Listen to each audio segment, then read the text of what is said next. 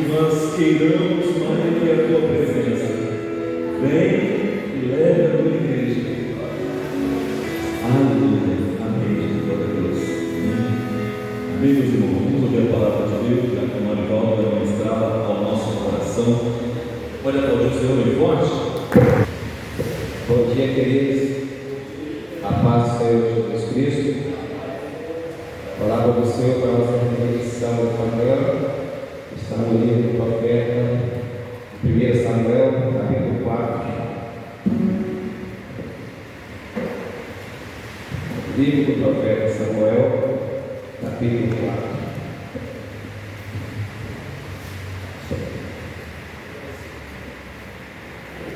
Leremos a partir do versículo 3. 1 Samuel, capítulo 4, a partir do versículo 3 até o 5, que nos vai dizer assim: retornando o povo ao arraial, disseram aos anciãos de Israel: por que nos feriu o Senhor hoje diante dos filisteus? Tragamos de Siló a arca do concerto do Senhor, e venha no meio de nós, para que nos livre da mão dos nossos inimigos.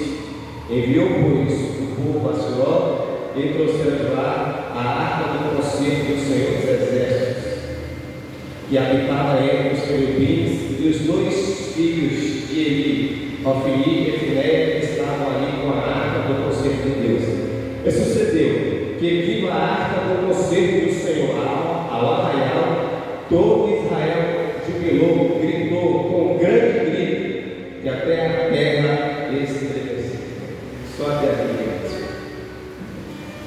A palavra de Deus para a nossa reflexão esta manhã vai falar a respeito: é possível a arca de Deus estar em nosso meio, mas Deus não se manifestar. Naquele tempo, a arca simbolizava a presença máxima de Deus entre os homens. E naquela época Israel saiu para a guerra contra os filisteus, e a peleja se prolongou, e naquele dia foram feridos 4.000 homens de Israel feridos. Israel volta para o seu campo e lá consulta os anciões: por que nos feriu hoje o Senhor? Aí eles lembraram que a arca de Deus não estava no meio deles, estavam em Siló. Então eles mandam alguém: vamos lá buscar a arca de Deus, para que Deus nos livre dos nossos inimigos. E mandaram homens, eles foram na história, buscaram a arca e colocaram a arca de Deus. Quando a arca do conselho chegou no meio do povo, o que eles fizeram? Eles gritaram com grande júbilo, eles se movimentaram, eles fizeram um barulho, a ponto de até o exército dos filisteus ouvirem o barulho que eles estavam fazendo, porque a arca de Deus estava no meio deles. Mas Israel tinha uma falsa segurança de que a arca está aqui, Deus vai me livrar. E aí começa a peleja, começa a batalha contra os filisteus. E naquele dia não foi feridos 4.000 homens, mas foram mortos 30.000 pessoas da parte de Israel. E os filisteus assim derrotaram Israel naquele dia, porque eles tinham a arca de Deus, mas Deus não agiu. E quando a arca de Deus chegou no meio do povo, eles começaram a gritar, eles começaram a fazer barulho: agora vamos vencer, agora o exército vai ter medo de nós. A Bíblia vai relatar que até a terra estremeceu, de tão barulho, de tão movimento, de tão grito que os povos fizeram naquele dia quando a arca chegou diante do meio deles. Mas tinha a arca de Deus, mas não tinha o agente de Deus. Por quê? Porque o povo não estava em comum acordo com a palavra do Senhor. O povo de Deus estava em desobediência ao Senhor, porque eles tinham que se buscar se santificar ao Senhor, tinham que buscar a presença do Deus Altíssimo. Eles se alegraram pelos fatos da arca que estava no meio deles, e nisso eles fizeram muito barulho, mas eles não portaram se verdadeiramente Deus estava se agradando do posicionamento deles. É possível a gente entender que às vezes nós buscamos a Deus com a motivação errada. A Bíblia vai relatar que eles só foram buscar a arca para que Deus livrasse os seus inimigos. Não para depender de Deus, não para mostrar que Deus era o centro da deles, mas só para o livramento, para aquilo que a arca, ou seja, que Deus podia proporcionar. Às vezes, não é diferente nas nossas vidas, às vezes nós buscamos a Deus pela motivação errada, simplesmente para nos dar um livramento, simplesmente para abrir a porta, simplesmente para nos dar uma alegria ou algo que nós necessitamos para aquele momento, porque Israel precisava do livramento naquele momento, de vencer os seus inimigos. Então eles buscaram a arca de Deus pela motivação errada, só pelo livramento. Que nós não venhamos cometer o mesmo erro que Israel cometeu. E Israel não era um povo qualquer, era um povo escolhido por Deus. Era um povo que nós temos visto várias operações, vários agir de Deus em suas vidas no longo da sua caminhada. Mas naquele momento, o povo buscou a Deus só pelo aquilo que Deus poderia proporcionar a eles, não pelo aquilo que Deus era. Muitas vezes nós encontramos dessa mesma maneira, agindo dessa mesma forma como Israel agiu na vida do Senhor, e daí está também: Senhor, eu preciso disso aqui hoje, Senhor, faça isso pela minha vida. Às vezes buscamos a Deus pela bênção, mas não pelo aquilo que Ele é. Que venhamos buscar o Senhor, não pelas coisas que Ele pode proporcionar, mas sim pelo que Ele é e quem é Deus na sua vida. Naquela época, a arca simbolizava a presença máxima de Deus, a dependência de Deus. Será que nós realmente estamos buscando ao Senhor porque somos totalmente independentes deles? Ou só apenas dar o que nós necessitamos no momento, no agora? Quando Deus não age, hoje o povo está em desobediência. A arca está lá, mas a presença de Deus não perceberam, não agiu neles. É possível ter a arca, mas não ter a presença. É possível ter um ritual de culto, ter adoração, ter instrumento, ter louvor, ter reunião, ter irmãos, mas nós não vemos barulho de Deus. Naquele dia Israel fez tanto barulho que até o exército ele ouviu. Mais barulho, mais grito, mais ritual, mais ritos religiosos. Não dizem que Deus está presente. Às vezes, quando tem muito grito, muito movimento, muito ritual, muita atração, Deus está aqui, Deus está agindo. Mas aqui tinha água, mas Deus não agiu. Tinha barulho, mas Deus não agiu. Até a terra estremeceu, às vezes muita terra estremece. Olha que povo barulhento, Deus está tratando, Deus está agindo nesse povo. É a percepção de fora. A Israel viu aquele dia que barulho não faz Deus agir. Que grito não faz Deus entrar na peleja contra o seu povo. O que faz Deus agir, o que impressiona Deus, se podemos dizer assim, não é o barulho que eu faço, não é o barulho que você faz, mas é a nossa santidade diante de Deus, porque a palavra diz que sem santidade ninguém verá a Deus. Muitos querem ver a Deus por barulho, por movimentos, por gritos, mas nós estamos aprendendo com Israel. Nós queremos ver a agir de Deus, não pelo meu grito, não pelo meu soar na minha oração, mas pela minha santidade diante do Senhor. Hoje em dia, não se prega mais santidade, não se prega mais arrependimento, mas ainda há um pouco remanescente. Entende que a cada dia nós temos que nos arrepender, a cada dia temos que buscar a santidade, se é que nós queremos ver a Deus de verdade em nossas vidas. O povo de Israel tinha arma, mas não tinha presença. Israel foi à guerra confiante, pois tinha trazido a arca de Deus de Senhor, mas voltou derrotado naquele dia com a falsa segurança. Porque não é a guerra, não é a luta, não é o grito, não é o barulho que revela a presença de Deus, mas o que revela a presença de Deus é a nossa santidade, a nossa obediência à Sua palavra. É isso que nós precisamos entender. O chão às vezes até treme, as pessoas até ouvem o barulho, mas nós não estamos vendo a agir de Deus. O que nós precisamos ver é o agir de Deus nas nossas vidas. Mas para Deus agir na nossa vida, nós precisamos estar de acordo com a sua palavra. A religião faz barulho, a religião grita, a religião tem uma falsa segurança que Deus está agindo em seu favor. Mas verdadeiramente, só a presença de Deus transforma vidas em vez de guerras. Porque sem a presença de Deus, nada nós podemos fazer. Deus não se moveu naquele dia. Tinha a arca de Deus lá. Como é que isso é possível? A arca do conselho de Deus está presente no nosso meio. Deus não age. Por quê? Porque foi a motivação de buscar a arca. Qual é a minha e qual é a sua motivação de buscar a Deus? De buscar a presença de Deus? Será que é só pelo aquilo que Deus pode te proporcionar? Será que é por aquilo que você precisa receber hoje de Deus? Ou será que por aquilo que Ele é na minha e na sua vida? Nós temos a certeza. Temos nossas necessidades, como Israel tinha naquele dia, sim. Temos inimigos todo dia, temos lutas, guerras todo dia, sim. Mas nós não buscamos a Deus pelo livramento que Ele pode dar, pela porta que Ele pode abrir, pelo inimigo que Ele pode derrotar. Nós buscamos a Deus porque é o nosso Senhor e Salvador e Redentor das nossas vidas. Nós estamos aqui em obediência, em santidade e adoração ao Senhor, porque Ele é digno de coisa, independente se Ele abre a porta ou não abrir, nós continuamos adorando ao Senhor. Se Ele dá o livramento ou não, nós continuamos, rendemos a Ele, porque Ele é o Todo-Poderoso e sabe o que é melhor para nós. Mas às vezes nós queremos que Deus age em nosso favor, quando nós gritamos, quando nós fazemos barulho. Deus não é assim.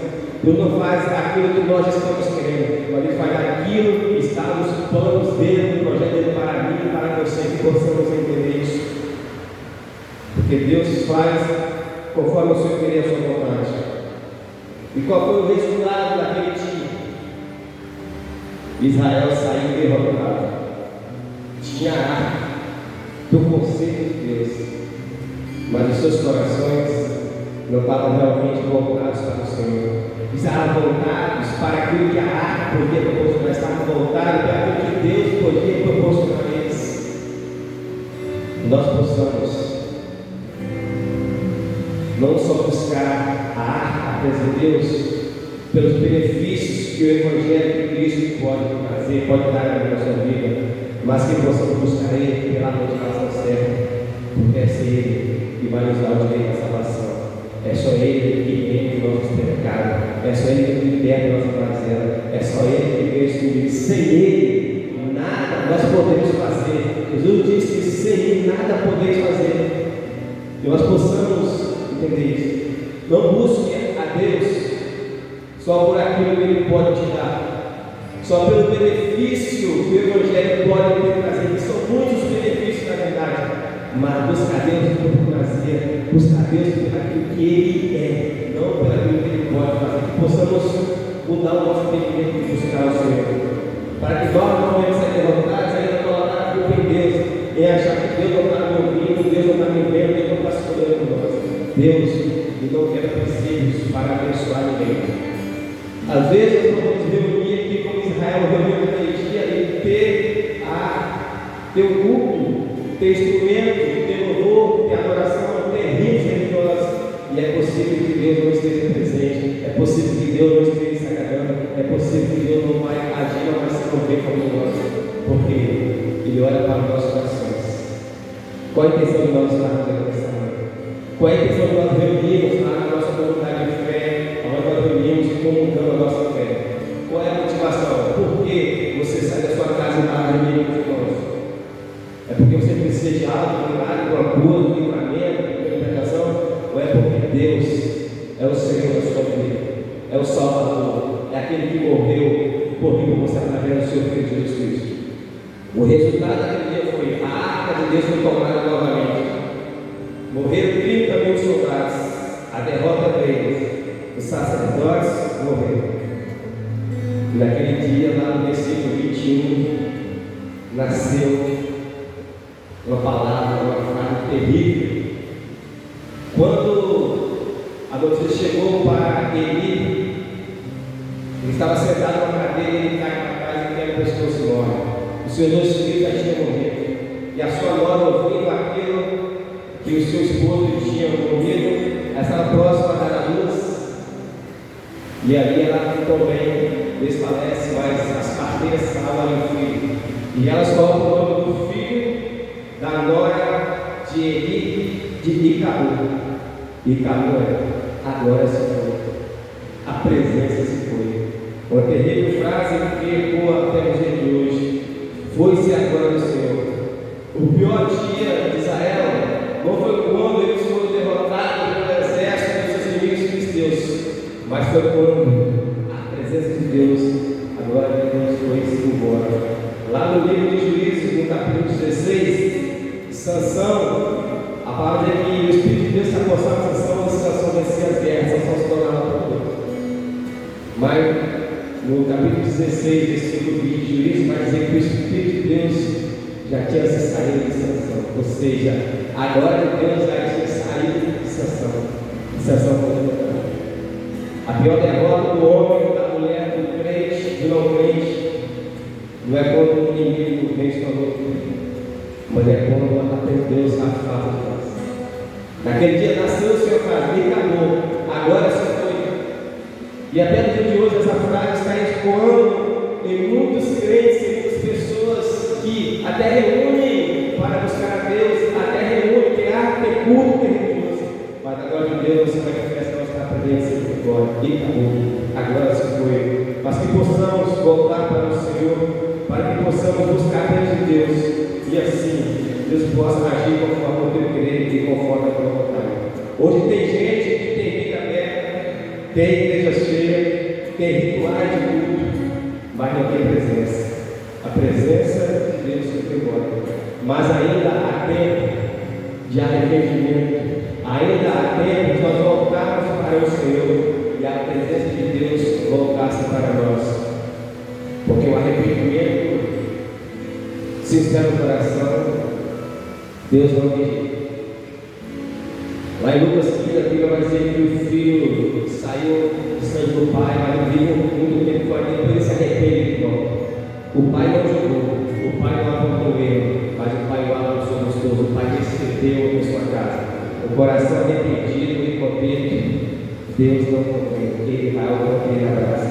Que possamos voltar para o Senhor, que possamos entender que não é o barulho que vai definir a presença de Deus, mas é a nossa busca em santidade, a presença do Senhor.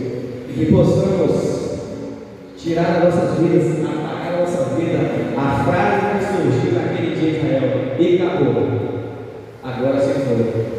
Mas que possamos resgatar a nossa vida e acabou, que possamos dizer, agora é o Senhor. A presença do Senhor que se faz presente na minha, na sua vida, na nossa reunião, no nosso estudo, nós reunimos, Deus se manifesta porque nós reunimos a Ele com a motivação certa. É porque Ele é o Criador, o Redentor, o Salvador, o Deus que controla e determina tudo e todas as coisas. Nós possamos ter esse entendimento e não venhamos errar como Israel errou naquele dia, mas que possamos aprender com o erro de Israel, arrependemos e buscamos ao Senhor em santidade. Você quer ver a Deus, meu irmão? Nós estamos aqui, com certeza queremos ver a Deus. E para ver a Deus, isso é através da santidade. E que possamos a cada dia buscar santidade e não barulho, buscar arrependimento e não grito, buscar ser obediente a Deus e não movimento. Muitos se movimentam. Muitos fazem muito barulho, muitos movimentos, muitos gritos, mas não se arrependem, não se santificam. E assim vão indo se levantar a cada dia, e o grito de acabou ainda continua soando. Agora que Deus se foi. Mas nós cremos e temos certeza que todas as vezes que nós reunimos, não existe acabou nas nossas vidas. Existe desagindo na minha, na sua vida e nosso favor, porque é misericordioso. Toda vez que nós nos reunimos em arrependimento e santidade, Deus ele se manifesta e age em nosso favor. Que nós possamos ter esse entendimento, buscar a Deus a cada dia em santidade com arrependimento. E assim, Deus vai agir em meu e em seu favor e Ele vai continuar sendo sustento nas nossas vidas. Nós estamos de palmas para o Senhor essa manhã, para que de palmas, por favor. seus irmãos, colocar os seus pés também. Gratidão a todos que veio na casa do Pai, neste culto, nessa manhã, mesmo chovendo, mesmo diante da dificuldade, nós estamos aqui podendo louvar, glorificar e exaltar o nome do Senhor. Aquele que é digno de honra, de glória, de louvor, de toda a adoração. Senhor, muito obrigado a Deus por este momento, a qual nós estamos aqui, ó Pai, querido amado, para te louvar, glorificar e exaltar o teu santo nome. Obrigado por essa palavra, obrigado pelos louvores. Agora eu te peço, Deus, Senhor, Pai, nos levar até os nossos lados, ó Pai. Vem continuar nos guardando, nos protegendo, nos dando vitória. Abençoa os negócios, ó Pai, dos meus filhos, das minhas filhas. Eu não sei o que eles precisam, ó Pai, querido amado, mas tu sabes, tu conhece. Tu até mesmo conhece palavras que não foram apropriadas, Pai, até mesmo dos nossos lados. Assim diz o Salmo 139. Sua vida, Pai, em lugares, ó Pai, que jamais eu posso ir, mas lá o Senhor está. Até no profundo abismo, lá o Senhor está, ó Pai. E eu te peço, ó Pai, querido amado, como conhecedor, ó Pai, de toda a Pai, a humanidade, todo, ó Pai, o universo, como conhecedor e como Criador, ó Pai, eu te peço, continua nos guardando, continua nos fortalecendo.